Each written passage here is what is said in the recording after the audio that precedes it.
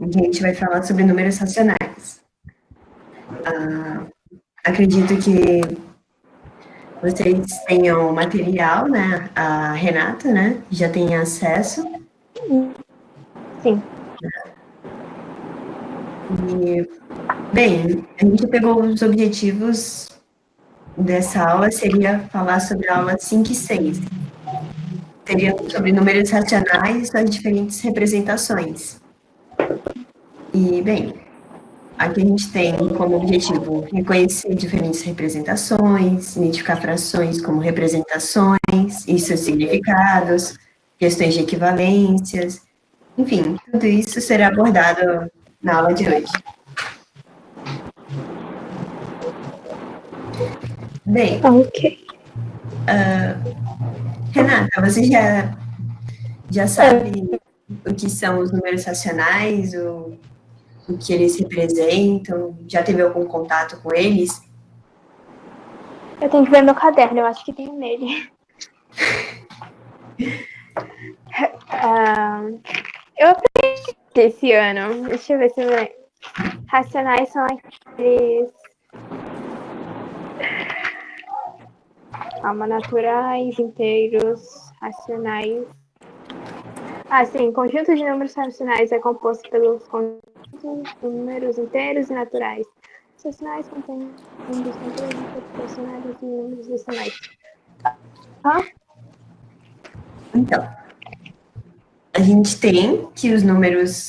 A gente primeiro, quando a gente está aprendendo sobre conjuntos numéricos, a gente fala sobre os números naturais, né, que a gente consegue listar eles, né, colocar em ordem, assim como a gente consegue ver.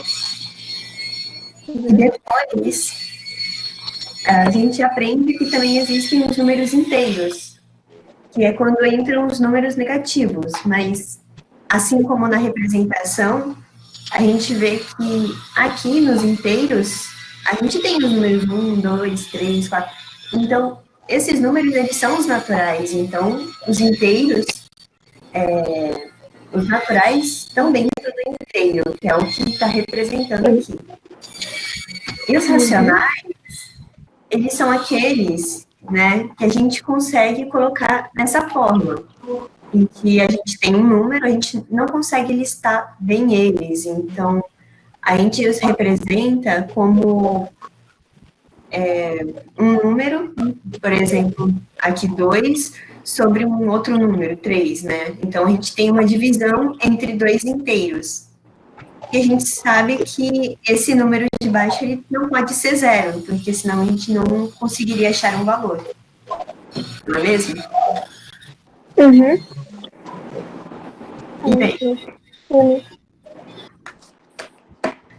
acredito que você já tenha ouvido falar muitas dessas frases no seu dia a dia, né? Por exemplo, a sua altura. Eu tenho 1,57 m, eu não sei quanto você tem, né? 54.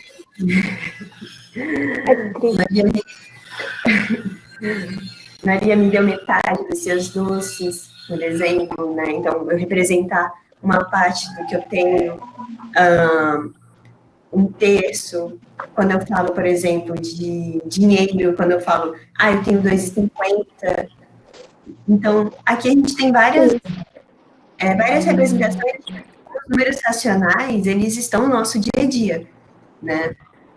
Então, aqui a gente vai entender o que eles são, né? O que são os números racionais, o que eles podem ser, né? Os racionais, eles podem ser os inteiros, né? Por exemplo, quando eu falo 2, o 2 é um número racional?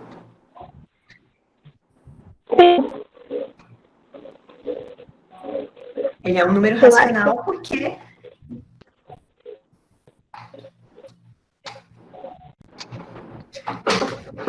o 2 ele é um número... Pode, bugou. Então, os inteiros, eles são os números racionais, né? Qualquer número que eu consiga, por exemplo, o 2, ele também é natural, e ele também é um número inteiro.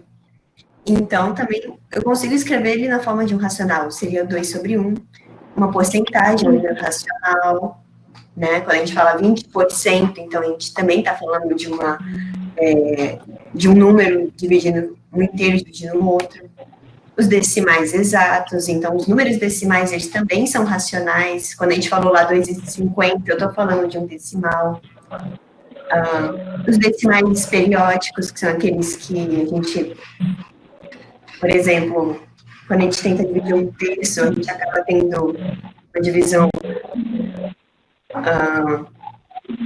em que a parte decimal fica se repetindo 3.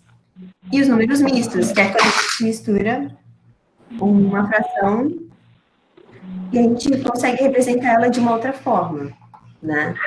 Mostrando a parte inteira e a parte fracionária dela. Bem, você já tinha visto essa regra de frações? Essa regra assim, não. Assim, desse jeito, não? Lições com essas, tipo, esses exemplos.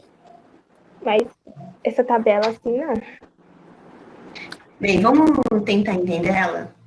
Aqui no começo, a gente tem um retângulo, né? Com uma altura e um comprimento, né? E ela representa o nosso inteiro.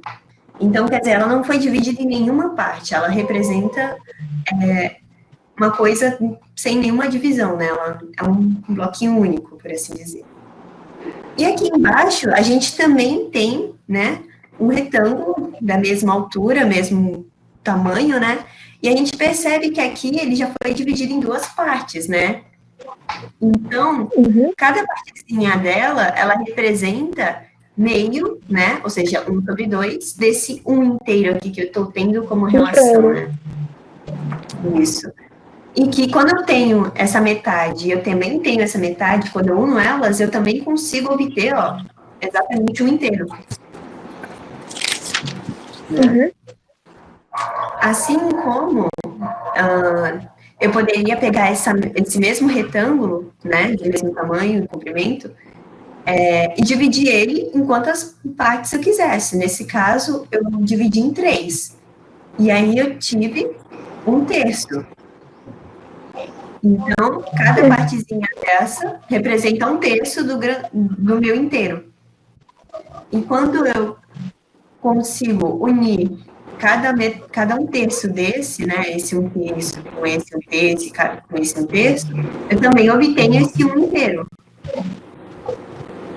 E aqui a gente vai, se perceber, ele foi dividindo-se, aqui foi em 2, aqui a gente dividiu em 3, e aqui a gente vai dividir em 4. Então, quando a gente divide esse 1 inteiro numa quantidade n, né, aqui eu estou dividindo em 4, eu consigo, dependendo de quantas partes eu pego, eu consigo ter um inteiro, né.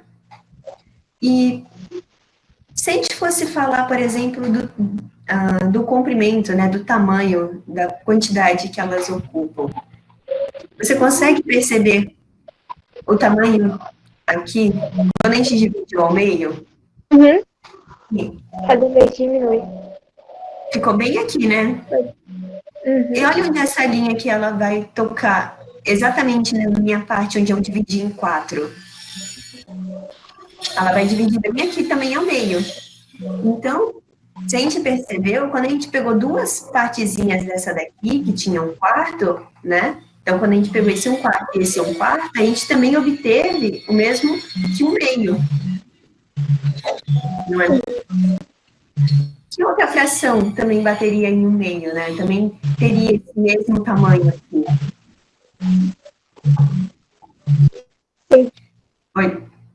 Olhando as outras relações que a gente tem.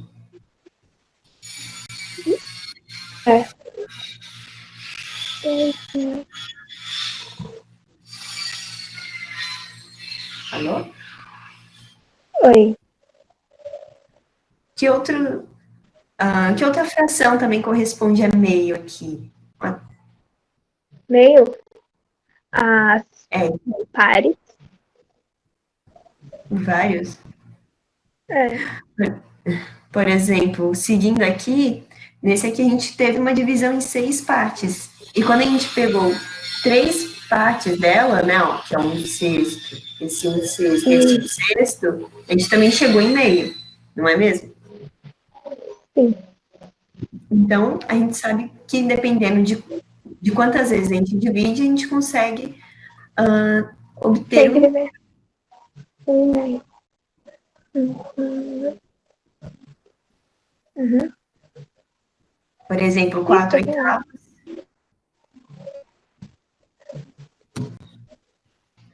Bem, podemos prosseguir? Alguém está com dúvida? pode continuar. Eita. Deixa eu diminuir isso aqui.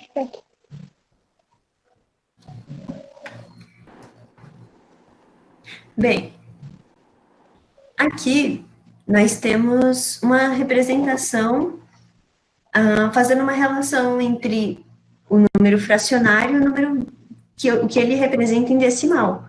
Por exemplo, quando a gente tinha um inteiro, seria a mesma coisa de ter esse 1 dividido em apenas uma parte, né? Então, teríamos 1.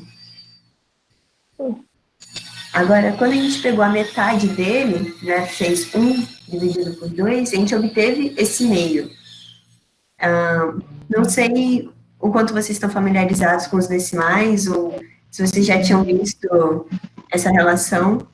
Então,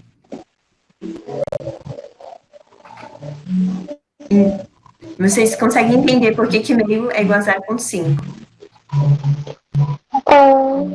É tipo 50 centavos, mas 50 centavos vai dar R$1. Isso, exatamente. Aqui é como se fosse 50, né? E mais 50, né? Como se fosse, e a soma deles daria R$1, daria um inteiro, né? Exatamente. E aqui eu tenho 1/3, né? Então, aqui esse 1/3, aqui daria uma dízima periódica, né? Em que o 3 se repetiria infinitamente, não é mesmo? Sim. Então, 1/3, se a gente fosse representar em decimal, a gente obteria essa dízima. E aqui eu tenho 1/4. 1/4, né? Seria como se fosse 25 centavos. Seria como pegar R$1 e eu pegar 4 moedas de 25 centavos, então eu tenho R$1.